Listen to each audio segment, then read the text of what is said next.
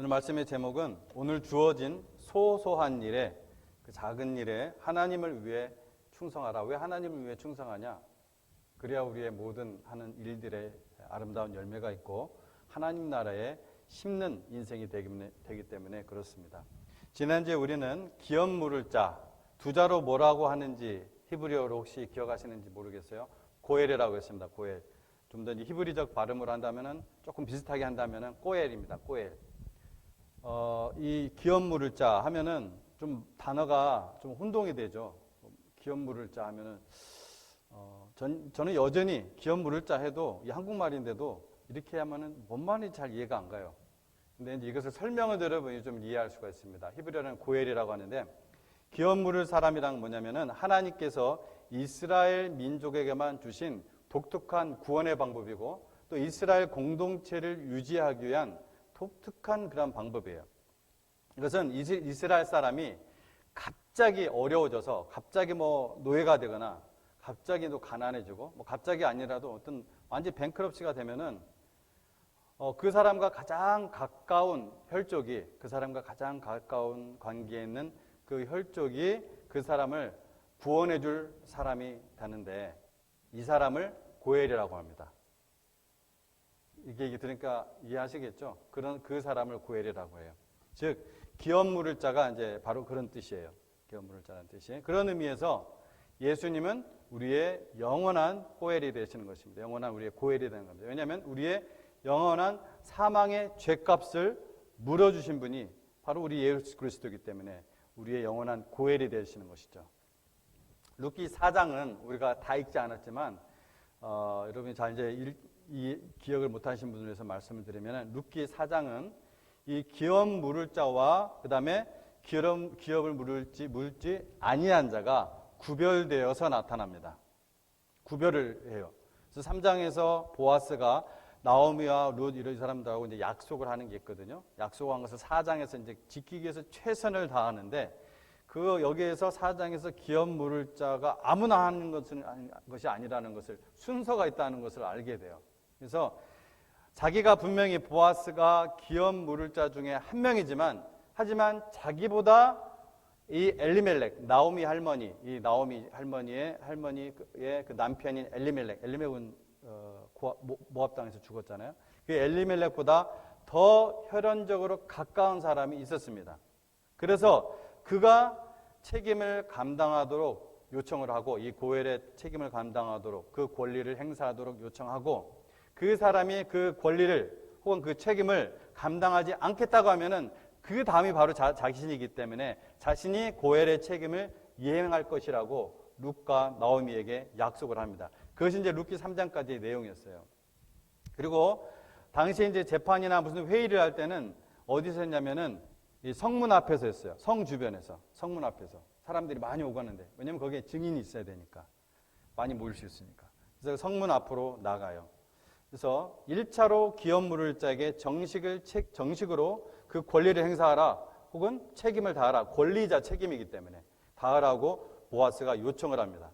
자, 그렇게 하니까 우리가 이제 읽었던 부분들이 4, 5절, 5절, 6절이에요. 여기서부터 제가 여러분 읽은 내용을 설명을 드릴게요. 4절을 보면은 제일 처음으로 기업 물을 자는 뭐라고 얘기하냐면은 내가 물으리라. 그래, 내가 할게. 내가 물으리라. 이렇게 감당하겠다고 4절에서 얘기합니다. 근데 한 절 지나서 바로 6절을 보면은 갑자기 그렇게 기업을 물으겠다고 얘기했던 사람이 말을 바꾸면서 보아스, 네가 해. 네가 해라, 기업 물을 자. 이러는 거예요. 처음에는 기업 물으겠다고 얘기했다가 한참 지난 것이 아니라 바로 그냥 뭐라고 보아스가 얘기를 하니까 네가 해. 그렇게 하는 거예요. 갑자기 못하겠다는 이유가 5절에서 우리가 찾아볼 수가 있습니다. 5절에서 보아스가 첫 번째 기업 물을 그 권리와 책임 있는 자에게 말하는 거예요. 우리가 여러분이 읽었던 부분이죠. 이 5절이. 내가 나오미의 손에서 그 밭을 사는 날에 곧 죽은 자의 아내 모압 여인 룻에게서 사서 그 죽은 자의 기업을 그의 이름으로 세워야 할지니라. 이렇게 얘기를 합니다. 보아스가 이 말을 하는 것을 듣고서 자기가 방금 전에 한 말을 싹 바꿔버린 거예요. 자, 이 말씀을 읽어도 여러분 사실은 하나님께서 이스라엘에게 주신 이 율법을 통해서 이 내용을 비춰보지 않으면은 좀 알쏭달쏭할 거예요. 왜 그랬는지 뭔가 손해보니까 이러겠지, 이런 감문 잡으실 텐데 정확하게 이해되지 않을 수가 있습니다. 제가 설명을 간단하게 할 테니까 여러분이 한번 이해해 보려고 한번 정신 바짝 차려서 한번 들어보시기 바랍니다. 이 기업 물을 권리와 책임을 가진 자는 첫 번째, 그 사람, 이름이 안 나오고 아무개로 나와요, 1절에. 이 사람은 단순히 나오미 할머니의 기업만 물게 되면은 자기에게 분명히 유익이 돌아와요. 왜냐하면은 이 할머니인 나오미가 아까 남편이 죽었다고 했잖아요. 아들도 없어요. 딱 혼자예요. 며느리 하나 하고. 그래서 할머니가 재혼을 해서 자식을 낳을 가능성은 매우 희박했어요. 그러니까 이스라엘 사회는 비록 기업 물을 자가 뱅크럽시가 된 친족을 구하기 위해서 그 친족에게 돈을 주고 땅을 사도 자기 소유가 안 돼요. 몇 년 뭐가 되면은 땅을 돌려야 됩니까? 혹시 기억하시는 분 있으세요? 희년. 희년이 되면은 이게 이스라엘의 아주 부동산 방지 정책으로서 최고의 법이에요, 이게. 하나님께서 벌써 그때 주신 거죠. 희년이 되면은 자기가 돈을 주고 그 땅을 샀어도 무조건 원주인에게 다 돌려줘야 돼요. 왜냐하면 그 땅은 처음에 가나안 땅 들어와서 이스라엘 12지파 나눴을 때 각 가족에게 하나님께 주신 땅이에요. 그 땅은 절대로 다른 지파에 다른 가족에 못 넘어가겠다. 계속 대대로 물려받도록 했어요.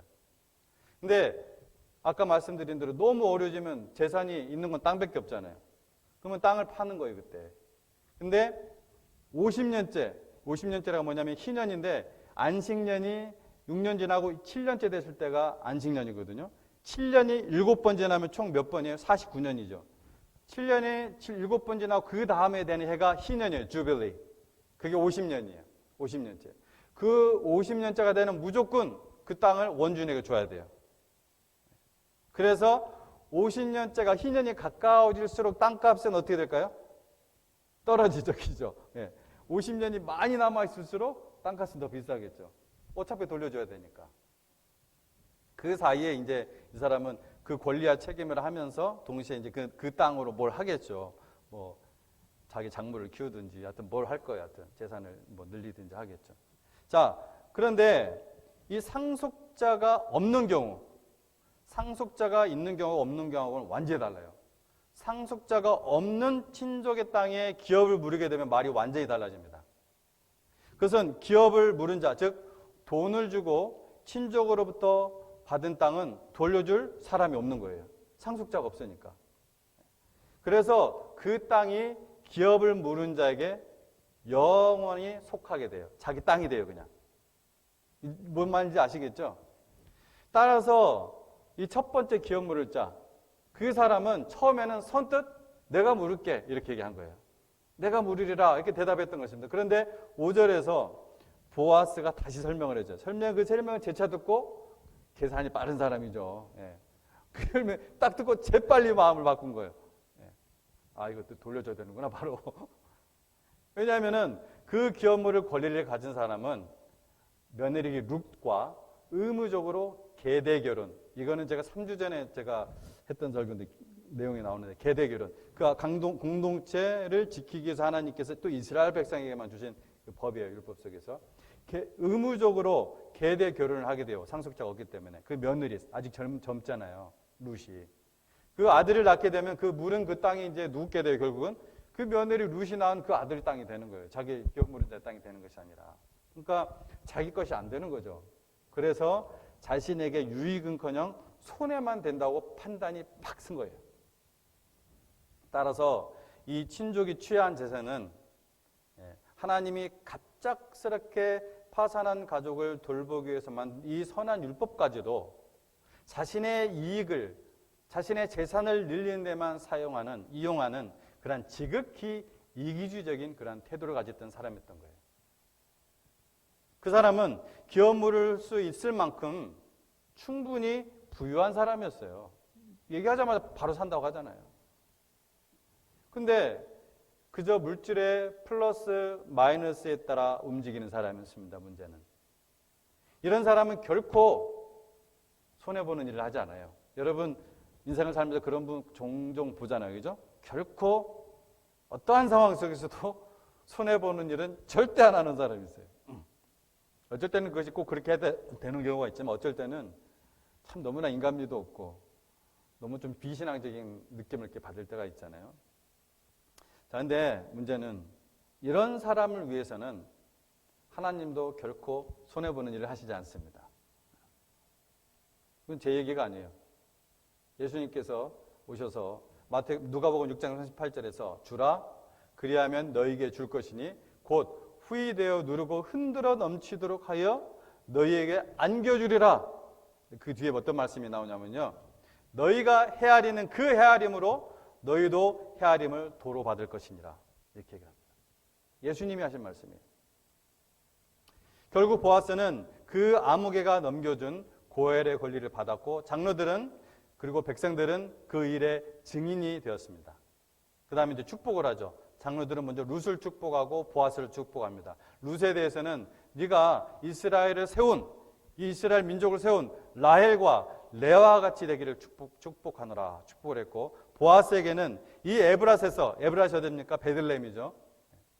베들레헴, 에브라다야, 그렇게 성경에 나오잖아요. 이 에브라다에서 유명한 사람 되기를 축복해 주었습니다.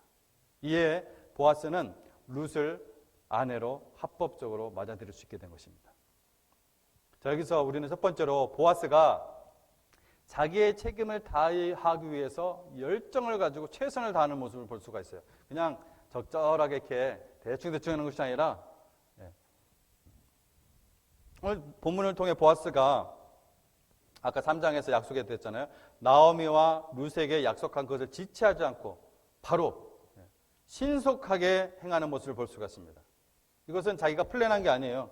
이런 일이 일어날 거야 하고 이렇게 했던 것이 일어난 것이 아니라 전혀 예상치 않은 일이 갑자기 일어난 거예요.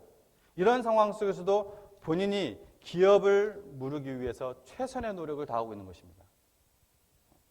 보아스와 룻의 결혼에 대해 모든 백성들과 또 장로들이 축복하는 장면을 읽어보겠습니다. 그게 우리가 읽지 않은 거예요. 4장 11절 말씀입니다. 4장 11절에 여호와께서 내 집에 들어가는 여인으로 이스라엘의 집을 세운 라헬과 레아 두 사람과 같게 하시고 내가 에브라스에서 유력하고 베들레헴에서 유명하게 하시기를 원하며 여호와께서 이 젊은 여자로 말미암아 내게 상속자를 주사 내 집이 다말이 유다에게 낳아준 베레스의 집과 같게 하시기를 원하노라.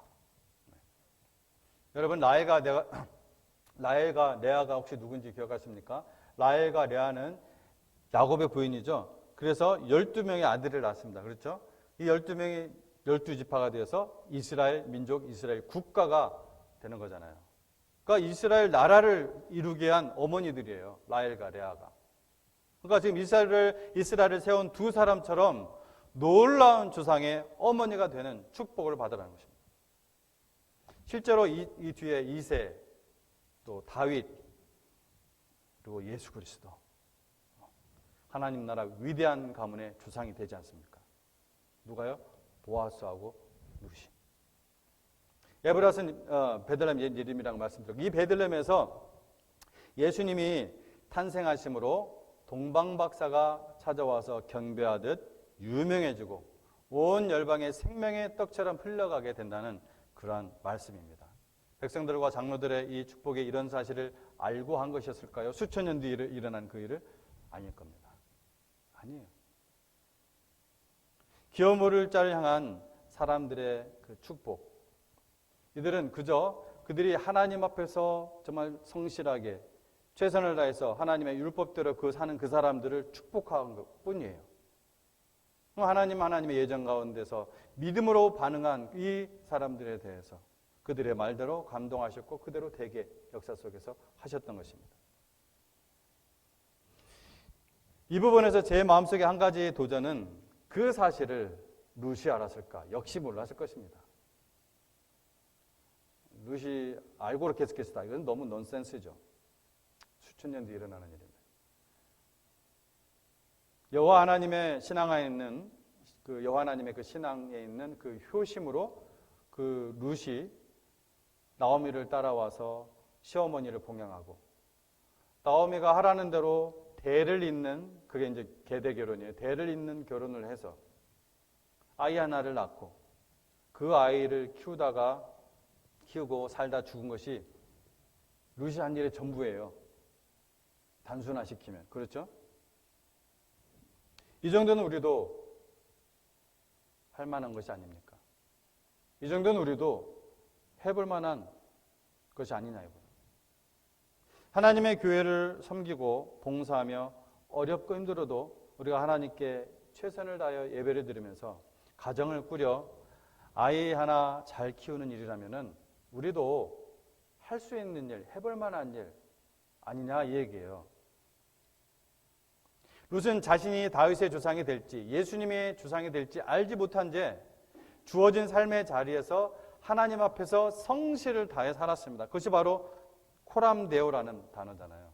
코람데오, 하나님 앞에서 살아가는 모습. 하찮다고 여러분 생각하지 마십시오. 하나님 앞에 신령과 진정으로 예배드리는 일, 기도하는 일, 봉사하는 일이 작다고 생각하지 마십시오. 주님의 이름으로 행한 것이면 하나님이 반드시 기억하시고 축복하십니다. 아멘? 아멘이세요? 아멘입니다. 하나님은 우리처럼 그랬나 하면서 까맣게 까먹고 사는 분이 아니세요. 자카를 하신다고 했잖아요. 자카를. 당시 사사시대의 이 심각한 타락성, 굉장히 타락한 시대의 이 사람들이에요. 이 보아스하고 룻이. 영적으로, 도덕적으로. 아주 그냥 제사장들도, 그러니까 오늘날로 말하면은 목사 이런 사람들이죠. 제사장들도 막 첩을 두고 그런 시대예요, 이때가. 막 시체 막 다 토막 내가지고 막 돌리고 막 그럴 때예요. 성경에 다 나오는 이야기입니다. 그런 시대에 살았던 사람이에요. 그 심각한 타락상을 고려할 때 이 보아스의 희생적인 사랑, 자기가 한 말에 대해 진심을 다해 책임을 지는 모습은 실로 높이 살만한 겁니다. 아마도 이번 일로 인해 보아스의 덕망은 안 그래도 굉장히 높았는데 더 널리 알려졌을 것입니다. 하나님이 우리 인생을 책임지시려고 하는 열정과 의지도 마찬가지예요. 아니 더하면 덜하지 않을 것입니다. 하나님 자신이 우리를 책임지시려고 힘을 다하시고 하는 그러한 노력이 어디에서 확증되었습니까? 십자가에서 확증된 것이죠. 십자가 사건이 바로 하나님의 사랑을 확증한 사건이라고 사도 바울은 로마서 5장에서 고백하지 않습니까? 보아스와 같이 유력한 자가 나를 향해 이와 같은 열정으로 행하고 돌본다면 그는 참으로 복된 자입니다. 지금 당장 어려움에 직면했더라도 쉽게 절망하지 않을 거예요. 보세요. 엄청난 일들이 일어나잖아요. 하나님의 섭리 속에서. 근데 사실은 하나님이 하시는 일이죠. 이 뒤에서. 그래서 성경에 기록이 되어 있는 거죠. 우리가 하나님의 자녀라면은 우리도 모르는 사이에 하나님께서 이렇게 우리를 다하여 열정을 다해 지금 섭리하시고 역사하시고 계획하시고 있는 것입니다. 우리가 어떤 상황 속에서 이것을 잊으시면 안 돼요. 우리 예수님께서 우리의 영원한 고엘이 되셨다는 것을, 기업 물을 자가 되었다는 것을 여러분 잊지 마십시오. 아들을 내어주신 이가 어찌 그 아들과 함께 그 모든 좋은 것을 우리에게 내어주시지 않겠느냐고 1세기를 살았던 그 유명한 선교자 사도 바울이 말씀하지 않았습니까? 하나님께서 하나님 때 하나님의 영광을 드러내시기 위해서라도 하나님의 의의 이름을 위해서라도 반드시 하나님의 백성을 하나님의 자녀를 향한 뜻을 이루어 나가시고 지키시고 보호하시고 열정을 다하여 우리를 사랑하십니다. 여기서 아무개와 보아스를 잠깐 볼까요? 우리가 읽지 않았지만 여기 기업 물을 자 첫 번째 사람 이름을 아무개라고 표현을 하고 있어요. 1절에. 보아스가 성문으로 올라가서 거기 앉아있더니 마침 보아스가 말하던 기업 물을 자가 지나가는지라 보아스가 그에게 이르되 아무개여 이리로 와서 앉으라 하니 그가 와서 앉으면. 여러분 제가 여러분한테 예지가 항상 제일 앞에 있어가지고 강민이한테 아무개야 이러면 제가 여러분 이상하지 않아요? 아니 뻔히 알잖아요. 그죠? 나하고 아는데 아무개야 일로 와봐 그러나요 제가? 그리고 여러분 예지한테도 아무개야 일로 와봐 그러면 예지가 기분이 좋아요 안 좋아요? 안 좋죠. 왜? 뻔히 이름도 아는데 아니면 그 사이에 목사님 이름을 까먹었나 그럴 수도 있고 참 중요하잖아요. 근데 이 아무리 좋게 생각을 해도 아무개라는 말은 친구요 뭐 이런 뜻이잖아요. 근데 베들레헴이라는 마을은 아주 작은 마을이에요. 우리가 잘 알듯이 시골이에요. 이 작은 마을에서 보아스가 자기보다 먼저 기업 물을 자 이름을 몰랐겠어요? 당연히 알죠. 분명히 그는 이름을 불렀을 거예요. 그러나 성경은 오늘 여러분 보신 것처럼 의도적으로 이 사람의 이름을 언급하지 않습니다.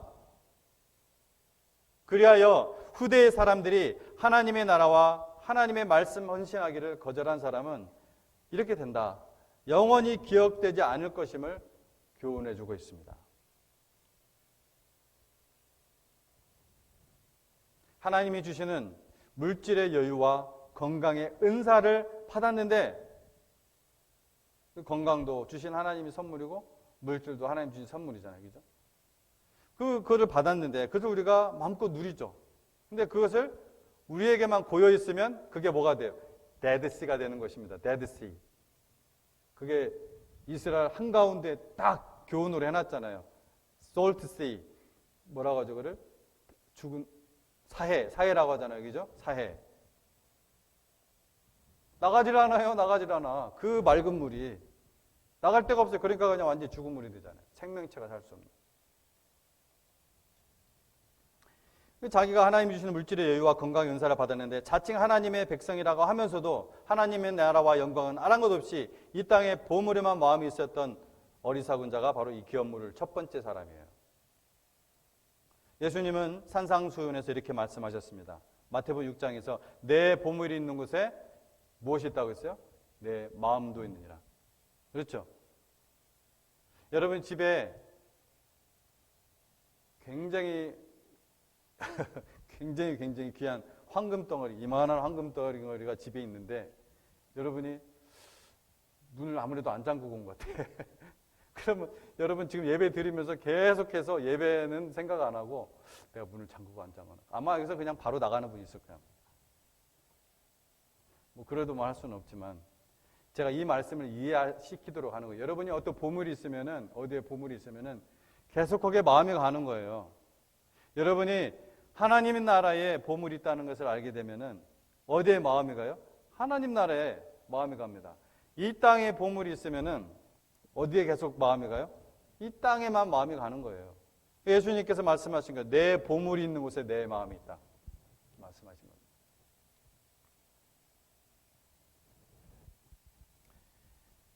여러분은 보물이 어디 있습니까? 이 땅에 있습니까? 아니면 하나님 나라에 있습니까? 영원한 그곳에 있습니까?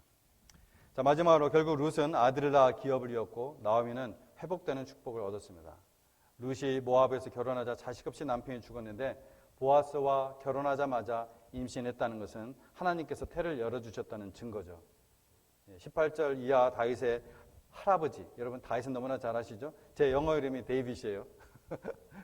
뭣도 모르고 제가 데이빗이라고 적어가지고 너무 그 책임이 무거워서 제가 그래가지고 기타도 배운 거예요. 교회에서 기타도 없을 때 교회 맨날 중등부 때 와가지고서 하나님 저 노래도 못 부르고 기타도 못 치고 집에 기타도 없고 막 울면서 기도하면서 혼자서 이제 배웠는데 지금 생각하면 참 이 다윗이 얼마나 참 고된 삶을 살았는데 내가 왜 다윗이라고 지었을까 막 이런 생각도 하고 어쨌든 그만큼 또 하나님께서 사용하셨습니다. 18절 이하 다윗의 할아버지를 낳았죠. 그 축복이 이어지죠. 누가요? 룻이, 보아스가. 그리고 룻기 다음 성경은 누구의 얘기를 펼쳐져요? 우리가 읽은 룻기 다음이 바로 다윗의 이야기로 펼쳐집니다. 사무엘상으로 넘어갑니다. 나아비와 함께한 모든 그 희망이 사라졌던 룻도 보아스의 은혜 속에서 가정을 얻고 또 자녀도 얻게 되었습니다. 이는 또한 나오미의 회복이기도 합니다. 하나님은 여러분 자신을 의지하여 자신의 생애를 건 사람을 여러분 결코 부끄럽게 하지 않습니다. 결코 이거 여러분 기억하세요. 결코 하나님께서 그런 사람을 그 인생을 부끄럽게 하지 않습니다. 큰 위로와 격려를 주셨어요. 그리고 실제적인 결실도 얻게 하셨죠. 나오미와 룻의 형편은 당시 사사시대 이스라엘 모습 속에서 살펴볼 수 있는데 법이 없고 아까 말씀드린 사사시대 뭐 정말 아무것도 없는 너무나 무질서한 그런 시대 속에서 하나님은 한 가정의 이야기, 작은 동네 이야기를 통해서 이스라엘의 전체를 밝히는 이야기를 드러냈습니다. 결국 한 가정의 회복이 어떤 일이 일어나요? 이스라엘의 전체를 회복시키는. 자, 사사시대 그 시대가 어떤 시대였다고요? 영적으로 도덕적으로 완전히 그냥 땅 바닥 아래로 떨어지는 엄청난 그런 타락한 시대였어요. 근데 이 한 가정의 회복이 이스라엘 전체의 회복을 일으키는 일이 일어나죠. 그 뒤에 누가 나온다고요? 다윗이 나옵니다. 다윗이. 한 가정의 소소한 일이 한 국가의 왕을 세우고 전 인류의 구원자께서 오시는 길을 닦는 기초가 됐다는 얘기입니다. 전체가 어두울 때 전체를 바꾸는 그러한 거대한 작업을 행하는 것이 아니라 작은 한 사람, 한 가정을 바꾸심으로 민족과 나라 전체를 바꾸어 가시는 하나님의 모습과 역사를 우리는 여기서 배우게 된다는 거예요. 여러분, 변화란 그런 것입니다. 여러분, 이것이 룻기의 메시지 중에서 아주 중요한 메시지예요. 중요한 교훈이에요. 큰 흐름 속에서의 그 변화임을 기억해야 돼요. 우리의 지금의 이 결단이 미래를 바꾸고 지금의 믿음 안에서 행하는 그 작은 일들이 이루어서 쌓여서 위대한 일을 이루게 되는 것입니다.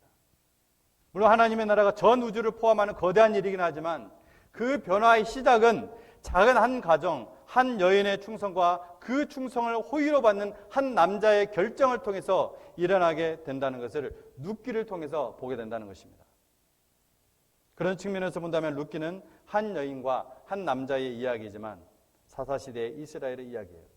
더불어 사사시대를 넘어 새로운 시대를 준비하는 것이 어떤 것인가, 어떤 것이 되어야 하겠는가, 이것에 대한 그림을 시청각적으로 보여주는 것입니다.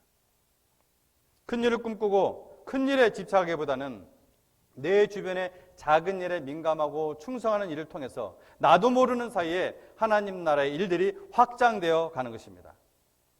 그렇게 하나님의 사역은 은밀하게 진행되는 거예요. 오늘 이 자리에 나온 여러분, 그리고 이 현장에는 없지만 어떤 상황 속에서 지금 온라인으로 조금도 흐트러짐 없고 흠이 없는 예배를 드리는 여러분은 이 시대에 참으로 귀한 분들입니다. 그런 의미에서 지금의 교회에 많은 사람들이 한계를 느끼고 있습니다. 우리는 무엇을 해야 되는가? 복잡하고 어려운 것이 아닙니다. 아주 소소한 것입니다.